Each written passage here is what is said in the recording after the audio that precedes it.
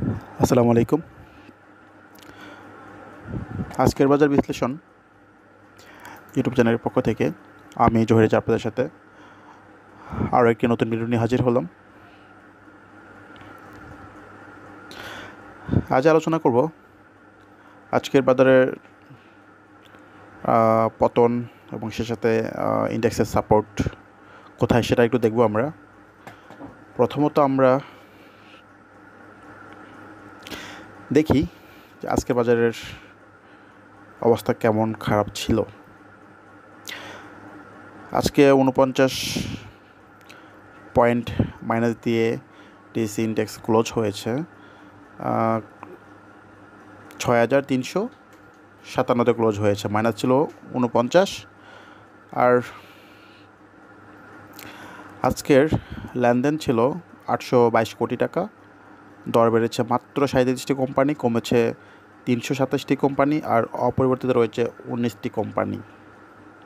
ভালো করেছে miscellaneous, engineering, এই দুটো ভালো করেছে। এখন বাজারের যে আপট্রেন্ডের যে এটা ছিল সেটা ছিল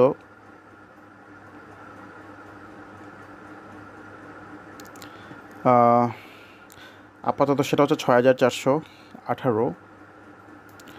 তো বাজার আপট্রেন্ড তো কনফার্ম করতে পারিনি, আপট্রেন্ডে যেতেই পারিনি, গতদিন ট্রাই করেছিল। সো যেহেতু পারিনি, আজকে বাজার খুব ভালো মাইর দিয়েছে। এখন বাজারে যে স্ট্রং সাপোর্ট ছিল, খুব স্ট্রং সাপোর্ট ছিল 6368, সেটাও কিন্তু আজকে ভেঙে ফেলেছে। সেটা খুবই চিন্তার বিষয়।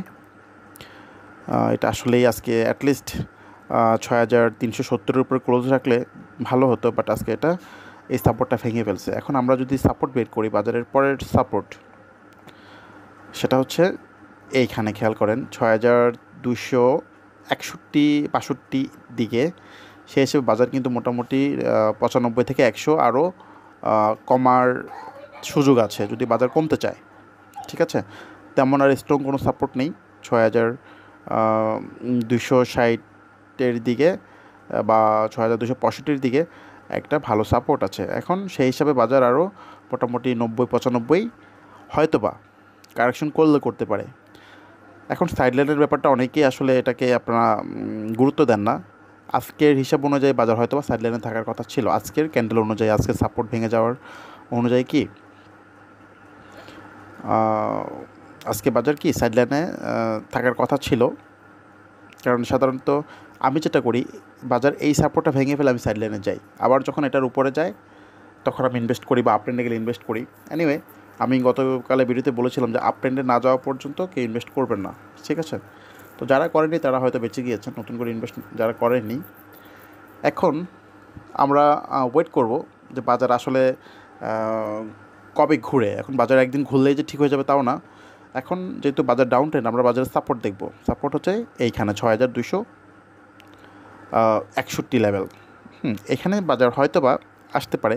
এখন এমনও হতে পারে যে আসবে, সেটাও বলতেছি না, বাট সাপোর্টটা জাস্ট বের করে রাখলাম আর কি। এখন বাজার এমনও করতে পারে যে কালকেও হয়তো শুরুতে মারবে, মেরে দিন শেষে যদি তুলে ফেলে তাহলে হয়তো বা ঠিক হয়ে যাবে। এখন আমাদের যেটা দেখা দরকার যে বাজার শুরুতে মাইনাস করবে, দিন শেষে বা পরে প্লাস করবে। যদি এরকম হয় তাহলে হয়তো বা বাজার ঠিক হয়ে যাবে। এখন এইরকম যেদিন হবে সেদিনেই হয়তো আমরা কিছুটা চিন্তামুক্ত হব।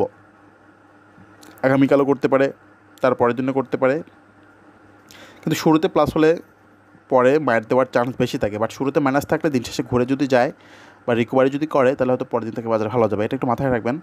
আর বাজার আবারও যদি আপট্রেন্ডে না যায়, আপট্রেন্ডে না যাওয়া পর্যন্ত আপাতত ইনভেস্ট করবেন না, না করাই ভালো আর কি। হ্যাঁ, তো বাজার আপট্রেন্ডে যেতে হলে আপাতত তাকে 6420-এর উপরে রাখতে হবে। 6420-এর উপরে গেলে বাজারের আপট্রেন্ড শুরু হবে। সাপোর্ট তো বলেই দিলাম, সো একটু সাবধানে ট্রেড করার চেষ্টা করবেন। যাক, ভিডিও বেশি লম্বা করছি না। সবাই অনেক বেশি ভালো থাকবেন। আল্লাহ হাফেজ, আসসালামু আলাইকুম।